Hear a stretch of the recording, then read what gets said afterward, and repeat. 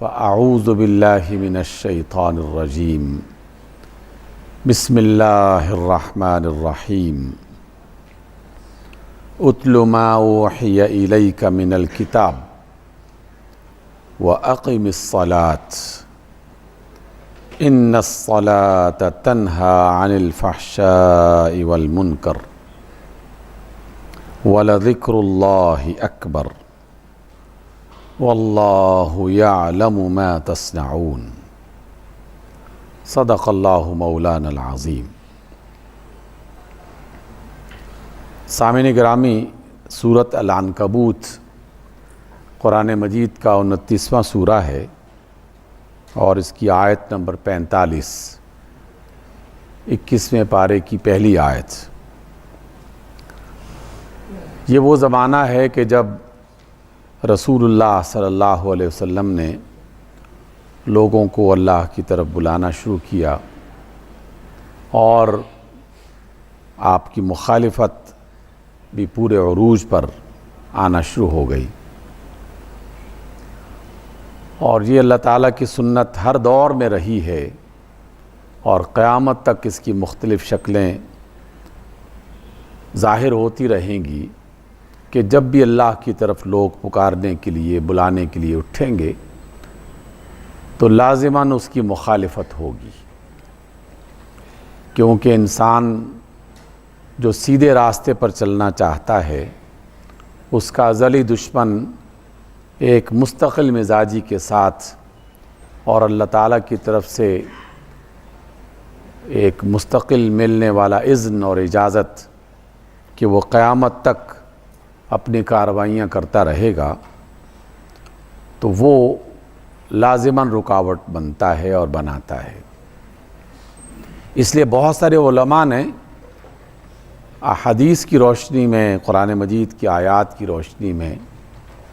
اس بات کو بھی بیان کیا ہے کہ اگر کوئی شخص حق و صداقت کی بات بیان کرتا ہو اور اس کی مخالفت نہ ہو رہی ہو تو اسے سوچنا چاہیے کہ مخالفت کیوں نہیں ہو رہی، کہیں نہ کہیں کوئی کمی ہے، کمزوری ہے، یا وہ پورے طریقے سے اللہ کے دین کو لوگوں تک پہنچانے کی کوشش نہیں کر رہا۔ گویا کہ مخالفت بھی کسی فرد کے صحیح راستے پر ہونے کی ایک علامت بن جاتی ہے۔ یہی وجہ ہے کہ کوئی نبی ایسا نہیں آیا کہ جس نے اللہ کا پیغام اپنی قوم کو دیا ہو اور اس کی قوم نے پورے اطمینان کے ساتھ اور پورے پرامن انداز میں اس رسول کی بات کو تسلیم کر لیا ہو، کیونکہ یہ منشا ہی نہیں ہے اللہ تعالیٰ کی۔ اس کی تو منشا اور اس کا ارادہ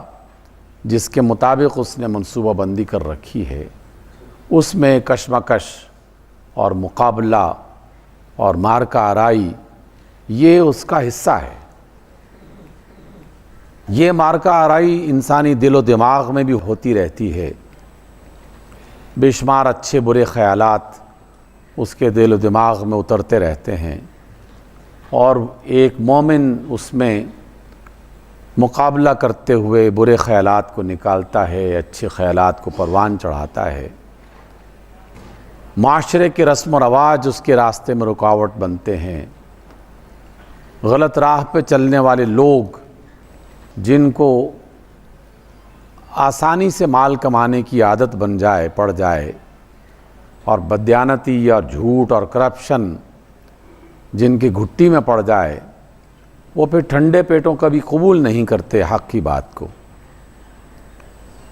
یہ وہ زمانہ تھا اور یہ زمانہ ہر وقت رہتا ہے۔ اس لیے تمام سننے والے دوستوں اور احباب سے یہ گزارش کرنا چاہتا ہوں کہ اپنی ذات کا اور اپنی زندگی کا جائزہ لیجئے کہ اگر آپ حق پر قائم ہیں، آپ کا راستہ درست ہے، آپ کی بات ٹھیک ہے، آپ کا کام اچھا ہے، اور کچھ لوگ آپ کی مخالفت کر رہے ہیں، تو یہ آپ کے صحیح ہونے کی ایک علامت ہے، اس کی ایک نشانی ہے۔ لیکن اگر غلطیوں پر غلطیاں اور کرپشن پر کرپشن ہوتی چلی جا رہی ہے اور سارے راستے بھی آسان ہوتے چلے جا رہے ہیں، تو پھر اللہ تعالیٰ کی پناہ مانگنی چاہیے کہ کہیں ایسا تو نہیں کہ شیطان نے آپ کو شکار کر لیا ہے اور وہ آپ کے راستے کھول رہا ہے۔ اس لیے پہلی بات ہم نے یہ سمجھی کہ دنیا میں صحیح اور غلط کے درمیان میں معرکہ آرائی ایک مستقل حصہ ہے، اللہ تعالیٰ کی سنت ہے، اور انسانوں کے صحیح یا غلط ہونے کا فیصلہ اسی بنیاد پر ہوتا ہے۔ یہ بات اپنے ذہنوں سے نکال دی جائے کہ کوئی بھی شخص پیدا ہوتے ہی تقوی اور ایمان کے بلند ترین مقام پر فائز ہو جاتا ہے اور وہ زندگی بھر اسی پر فائز رہتا ہے۔ ایمان وراثت میں نہیں ملتا، ایمان سمجھنے کے بعد اختیار کرنے کا فیصلہ کرتے ہوئے انسان کو میسر آتا ہے۔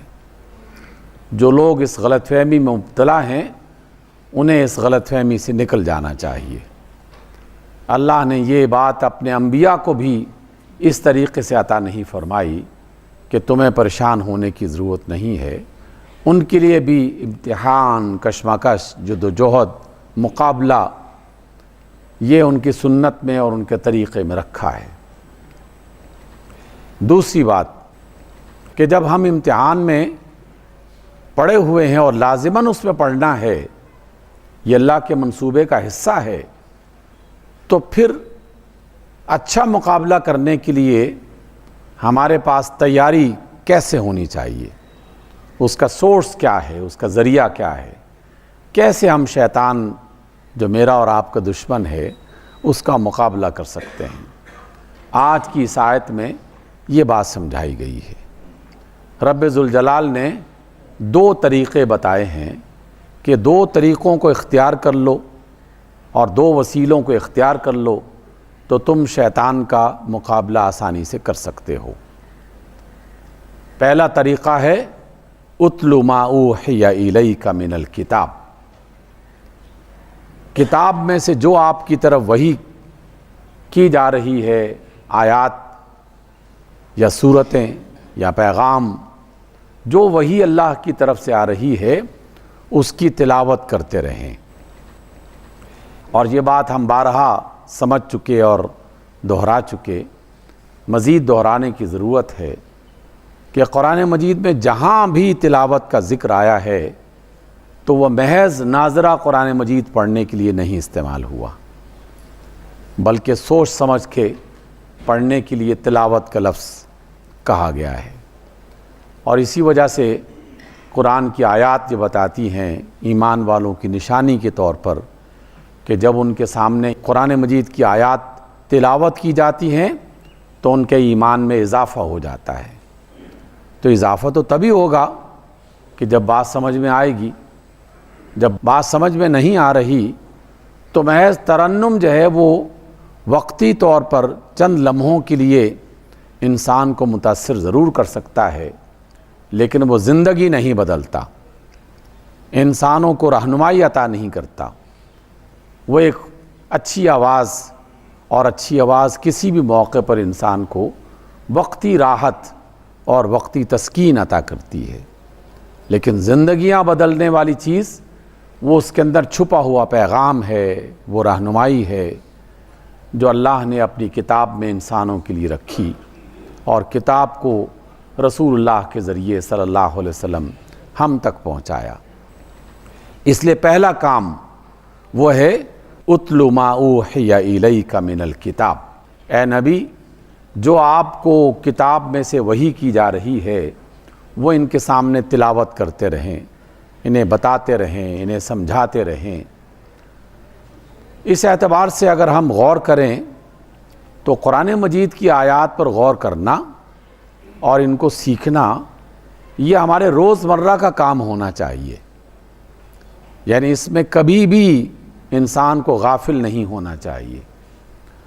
اور آہستہ آہستہ اس بات کو اپنی ایسی عادت بنا لی جائے کہ جہاں کہیں کوئی مسئلہ پیش آئے قرآن مجید کا فوراً کوئی پیغام رہنمائی کے لیے سامنے آ جائے کہ اس موقع پر اللہ تعالیٰ نے کیا فرمایا ہے۔ جیسے جیسے انسان کا تعلق قرآن مجید سے گہرا اور بہتر ہوتا چلا جاتا ہے، قرآن اتنا ہی زیادہ انسان کی رہنمائی کرنے لگتا ہے۔ آپ حضرات میں سے بہت سوں کو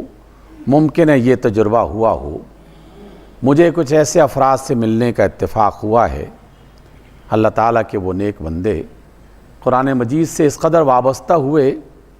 کہ صبح سے لے کر شام تک آپ ان کے ساتھ سفر کریں، مختلف مجالس میں بیٹھیں، مختلف معاملات پر گفتگو کریں، جیسے ہی کوئی بات سامنے آتی ہے فوراً قرآن مجید کی کوئی آیت حوالے کے طور پر وہ پیش کرتے کہ ہاں اس بارے میں اللہ تعالیٰ یہ فرماتے ہیں، اس معاملے میں اللہ تعالیٰ کی رہنمائی یہ ہے۔ یعنی آہستہ آہستہ قرآن مجید ان کی رگ و جان کا حصہ بننا شروع ہو جاتا ہے، اور گھر میں ایسے بزرگ، والدین میں سے ایسے والدین، بڑے بھائیوں بہنوں میں سے ایسے افراد لازماً ہونے چاہیے، ایک آدھ تو لازماً ہی ہونا چاہیے کہ زندگی کا کوئی مسئلہ درپیش ہو، غم کا، خوشی کا، پریشانی کا، راحت کا، تو فوراً قرآن مجید کی آیت وہ بیان کرے یا اس کا مطلب یا اس کا مفہوم کہ اللہ نے اس معاملے میں یہ رہنمائی عطا فرمائی ہے۔ اس لیے زندگی کے تمام امتحانات میں کامیاب ہونے کا مؤثر ترین ذریعہ اور مؤثر ترین وسیلہ وہ یہ کتاب ہے جسے اللہ نے قرآن کہا ہے اور جسے ہم سب جانتے ہیں۔ اس لیے جہاں کہیں کوئی پرابلم، کوئی مشکل، کوئی پریشانی سامنے آئے تو قرآن مجید سے اپنا تعلق تازہ کر لیا جائے۔ خود نہیں اندازہ ہو رہا تو جس کا تعلق قرآن سے ہے اس سے پوچھ لیا جائے، اس سے رہنمائی لی جائے کہ یہ والی مشکل ہے، اس مشکل کو حل کرنے کے لیے قرآن کیا کہتا ہے۔ اس لیے پہلی بات ہے اتل ما اوحی الیک من الکتاب۔ پھر اللہ رب العزت نے نبی صلی اللہ علیہ وسلم کے ذریعے سے اور ان کے وسیلے سے ہمیں یہ تعلیم دی، انہیں بھی یہ بتایا کہ آپ نے دوسرا کام یہ کرنا ہے، اور ہمیں بھی ان کے واسطے سے یہ بات بتائی کہ اپنی مشکلات کو حل کرنے کے لیے دوسرا کام ہے نماز قائم کرنا۔ جب اقیم الصلاۃ کہا تو اس میں بھی وہی معنی پوشیدہ ہے جو قرآن مجید کے حوالے سے میں نے آپ کے سامنے رکھا ہے۔ جیسے قرآن مجید کی آیات صرف ایک ناظرہ انداز میں پڑھنا مقصد نہیں ہے، اسی طریقے سے نماز قائم کرنے میں صرف جھکنا اور سجدے کرنا مقصد نہیں ہے، کیونکہ اللہ تعالیٰ کو اس کی کوئی حاجت نہیں ہے کہ میں نے کتنے رکوع کیے ہیں اور کتنے سجدے کیے ہیں اور میں کتنی دیر تک قیام میں کھڑا ہوا ہوں، اس کی کوئی حاجت نہیں ہے۔ اللہ تعالیٰ کو تو انسان کے اندر کی کیفیت، اس کے ذہن میں، اس کے دل میں آنے والے خیالات، اس کی نیت اور اس کا ارادہ، اور پھر اس کا احساس، اس ارادے کی وجہ سے، اس نیت کی وجہ سے وہ احساس کس انداز کا ہے، اللہ تعالیٰ کو اس کی حاجت ہے۔ اسی وجہ سے ایک نہیں 20 ایسے مقامات ہیں سیرت طیبہ رسول اللہ صلی اللہ علیہ وسلم کی حیات میں سے جس میں بار بار یہ اشارات ملتے ہیں۔ آپ کی ازواج مطہرات میں سے ایک ام المومنین جناب جویریہ رضی اللہ تعالی عنہا تھی۔ رسول اللہ صلی اللہ علیہ وسلم سے نکاح ہوا غزوہ احد کے بعد کہیں، اور کچھ عرصہ اللہ کے رسول کی زندگی میں ان کے ساتھ رہنے کا انہیں موقع میسر آیا۔ وہ خود روایت کرتی ہیں کہ ایک روز فجر کی نماز رسول اللہ صلی اللہ علیہ وسلم ادا کر کے گھر میں آئے، اور میں مصلی پر بیٹھ کر فجر کی نماز کے بعد ذکر اذکار میں مصروف تھی۔ اللہ کے رسول گھر سے باہر نکلے، اور کافی دیر کے بعد جب چاشت کا وقت آ گیا، یعنی سورج نکلنے لگا اور چاشت کی نماز کا وقت آیا، تو میں مصلی پر بیٹھ کر ذکر اذکار ہی میں مصروف تھی۔ آپ علیہ السلام نے پوچھا کیا جویریہ تم ابھی تک یہ ذکر کر رہی ہو اور مصلی پر عبادت کر رہی ہو؟ تو میں نے کہا کہ یا رسول اللہ ہاں جی میں ابھی تک یہ ذکر کر رہی ہوں۔ آپ نے فرمایا کہ تم نے جتنا وقت اس عبادت میں گزارا ہے میں نے صرف 4 کلمات پڑھے اور ان کا اجر تمہاری ساری عبادت کے مقابلے میں زیادہ مل گیا۔ وہ 4 کلمات کیا ہیں؟ معروف ہیں لیکن ہمیں یاد کرنے چاہیے۔ پہلے ہم اس کو سیکھتے ہیں اور پھر وہی بنیادی بات سمجھنے کی کوشش کرتے ہیں۔ سیدہ جویریہ فرماتی ہیں کہ رسول اللہ صلی اللہ علیہ وسلم نے فرمایا کہ میں نے یہ پڑھا تھا سبحان اللہ و بحمدہ سبحان اللہ العظیم عدد خلقہ و رضا نفسہ و زینت عرشہ و مداد کلماتہ۔ یہ 4 جملے میں نے پڑھے تھے۔ کتنا وقت لگا؟ چند سیکنڈ، آدھا منٹ بھی نہیں لگا اس میں۔ تو آپ علیہ السلام نے فرمایا کہ صبح فجر سے لے کر چاش تک تم نے جتنا بھی ذکر کیا ہے یہ 4 کلمات ان سب پر بھاری ہیں۔ بنیادی بات کیا سمجھائی گئی؟ بنیادی بات یہ سمجھائی گئی کہ اللہ تعالیٰ کو سجدوں کی کثرت مطلوب نہیں ہے، رکوع کی اور قیام کی کثرت مطلوب نہیں ہے، لیکن جو باتیں اسے زیادہ پسند ہیں ان زیادہ پسند ہونے والی چیزوں کو تلاش کرنا چاہیے اور اسے اپنی عادت بنانا چاہیے۔ ہم نے یہ والی روایت بھی سن رکھی ہے اور میں نے بھی آپ کے سامنے کئی بار بیان کی، لیکن جب سیرت طیبہ کا دوبارہ سے مطالعہ کیا تو پھر اس کی ایک الجھن دور ہوئی اور ایک نئی بات سمجھ میں آئی۔ عام طور پر روایت میں یہ کہا جاتا ہے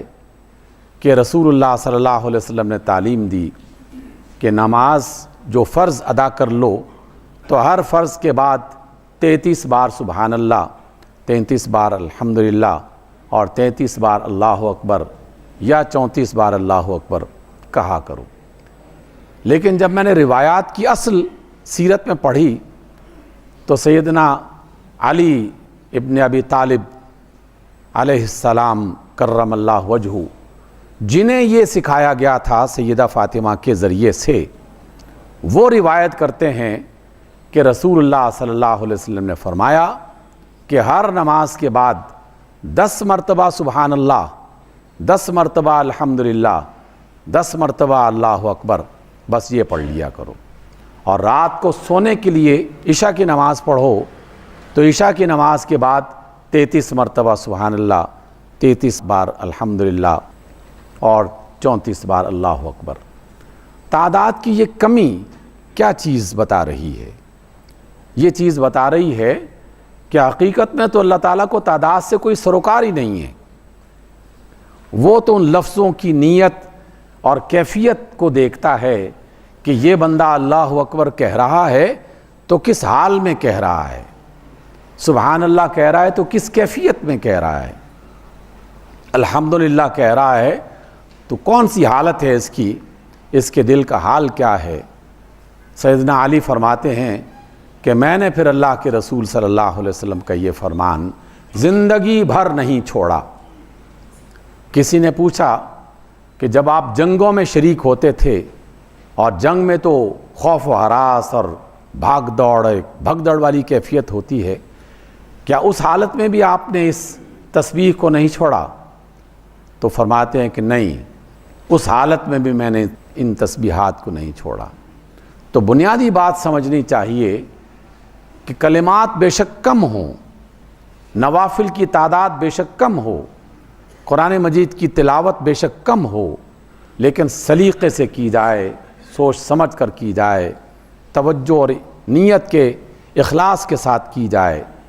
تو ایسی عبادت اللہ تعالیٰ کے ہاں مقبول ہوتی ہے۔ اور مقبول ہونے کا مطلب کیا ہے؟ اصحاب رسول فرماتے ہیں مقبول ہونے کا مطلب یہ ہے کہ اس کا اثر انسان محسوس کرتا ہے۔ اب مجھے تو پتہ نہیں ہے کہ میں نے نماز پڑھی تو میری نماز قبول ہوئی ہے کہ نہیں ہوئی، تو اللہ کے نیک بندوں نے، نیک ولیوں نے قرآن و سنت کی روشنی میں یہ نتیجہ اخذ کیا کہ جس کی نماز اسے بے حیائی کے کاموں سے، برائی کے کاموں سے روک رہی ہے تو یہ علامت ہے کہ اس کی نماز قبول ہو رہی ہے اللہ تعالیٰ کے یہاں۔ لیکن جس نے نماز پڑھی اور اپنے دفتر میں، دکان پہ جا کر پھر وہی کرپشن، پھر وہی بددیانتی، پھر وہی جھوٹ اس کو جاری رکھا، تو سمجھ لیجئے کہ اس نے محض ایک ایکسرسائز کی ہے، وہ رکوع، قیام اور سجدہ کر کے یہاں سے خالی ہاتھ اور خالی دامن واپس گیا ہے۔ کیونکہ اگر نماز پڑھی ہوتی تو نماز کے بارے میں تو اللہ تعالیٰ خود فرماتے ہیں کہ ان الصلاۃ تنہی عن الفحشاء والمنکر، کہ نماز انسان کو فحش کاموں سے اور منکرات سے روکتی ہے۔ جس کی نماز اسے فحش کاموں سے اور برائیوں سے روک نہیں رہی، اسے پریشان ہونا چاہیے، پریشان ہو کر اس کا علاج تلاش کرنا چاہیے، اس کا سبب تلاش کرنا چاہیے۔ اللہ کے ایک نیک بندے نے بڑی خوبصورت مثال دی۔ کوئی شخص بیمار ہوتا ہے، کسی ماہر ڈاکٹر سے رابطہ کر کے وہ دوا لے کے آتا ہے، دوا لی لیکن بیماری ہے کہ بڑھتی چلی جا رہی ہے، مرض ہے کہ بڑھتا ہی چلا گیا ہے۔ کیا ایک طویل عرصے تک وہ مریض اس ڈاکٹر کی اس دوا کو اسی طرح کھاتا رہے گا، اسی طرح استعمال کرتا رہے گا؟ بیماری بڑھ رہی ہے لیکن مریض اس کے بارے میں نہ سوچے کہ مجھے آرام کیوں نہیں آ رہا، یہ ہو نہیں سکتا۔ ہر ایک باشعور انسان، چھوٹا ہو یا بڑا، ایک آدھ دن کے بعد فوراً پریشانی شروع ہو جائے گی کہ دوا کھا رہا ہوں لیکن مرض ہے کہ بڑھتا چلا جا رہا ہے۔ ڈاکٹر سے رابطہ کرے گا، ڈاکٹر کہے گا کہ دوا تو یہی ہے جو میں نے تجویز کی ہے، کیونکہ اس تجویز کے پیچھے میرا کئی سال کا تجربہ ہے، اتنے ماہرین اس کے بارے میں کہتے ہیں کہ یہی دوا ہے۔ تم سبب تلاش کرو کہ آرام کیوں نہیں آ رہا، یا تو دوا کے استعمال کا طریقہ غلط ہے، اور یا پھر دوا کے استعمال کے بعد جو پرہیز ہونا چاہیے تھا وہ تم نہیں کر رہے۔ بالکل ایسے جیسے شوگر کا، بلڈ پریشر کا مریض دوا بھی کھائے اور ساتھ ایسی چیزیں بھی کھانا شروع کر دے جو اس کے شوگر میں اضافے کا ذریعہ بن رہی ہوں یا بلڈ پریشر کے اضافے کا ذریعہ بن رہی ہوں، تو ماہر ڈاکٹر کیا کہے گا؟ یہی کہے گا نا کہ دوا تو یہی ہے لیکن تمہاری بے احتیاطی اور تمہاری بد پرہیزی اس کے اثر کو خراب کر رہی ہے۔ تو سامعین گرامی، زندگی کے مسائل میں یہی دو چیزیں جو دوا کے طور پر اللہ رب العزت نے ہمیں سکھائی ہیں، ایک قرآن مجید سے رہنمائی لینا اور دوسرا نماز کے ذریعے سے طاقت اور قوت اور سہارا تلاش کرنا۔ جس کی نماز اسے برائی سے منع نہیں کر رہی، اسے پریشان ہونا چاہیے کہ اس کا طریقہ نماز یا تو غلط ہے، اور یا وہ پرہیز جو ہے جو اللہ نے اور اس کے رسول نے بتایا ہے اس میں کہیں کوتاہی ہو رہی ہے، کوئی غلطی ہو رہی ہے۔ سامعین گرامی، میں نے احادیث میں یہ بھی پڑھا اور مفسرین نے یہ بھی اشارہ کیا ہے کہ اگر کوئی شخص ایک طویل وقت تک یا مسلسل اس کیفیت میں جا رہا ہے کہ نمازیں بھی چل رہی ہیں اور گناہ بھی چل رہے ہیں اور بدکاریاں بھی چل رہی ہیں، تو ایک وقت ایسا آتا ہے کہ اللہ تعالیٰ اس کے دل کا جو رخ ہے وہ برائی کی طرف مائل کر دیتا ہے، پھر اسے برائی کا احساس نہیں رہتا، پھر اسے غلطی کا احساس نہیں رہتا، بلکہ برائی پر چلنا اس کے لیے مزید آسان بنا دیا جاتا ہے۔ وہ ایک ایسا ڈھیٹ آدمی بن جاتا ہے کہ جس ڈھیٹ آدمی کو یہ احساس رہتا ہی نہیں ہے کہ میں غلط کر رہا ہوں کہ نہیں کر رہا۔ آپ نے ایسے ڈھیٹ آدمی ضرور دیکھے ہوں گے، میں نے ایسے نوجوانوں کو دیکھا ہے جو کسی نشے میں مبتلا ہو جاتے ہیں۔ نشہ چھوٹا ہو تو غلطی سمجھ میں آ جاتی ہے، سنبھل جاتے ہیں، نشہ زیادہ شدید ہو جائے تو ایک وقت ایسا بھی آتا ہے کہ ہیروئن کے وہ شکاری اور اس میں شکار ہونے والے افراد وہ برائی کو برائی سمجھتے نہیں ہیں، ان کے جسم کی یہ عادت بن جاتی ہے، حالت بن جاتی ہے، جس کے نتیجے میں وہ مختلف قسم کے گناہ، چوریاں کرنا اور مال چرانا اور دیگر غلطیاں کرنا، وہ اس کو اپنے لیے لازمی حصہ سمجھنا شروع کر دیتے ہیں۔ میں نے ایسے نوجوانوں کو دیکھا ہے جو پورے اعتماد کے ساتھ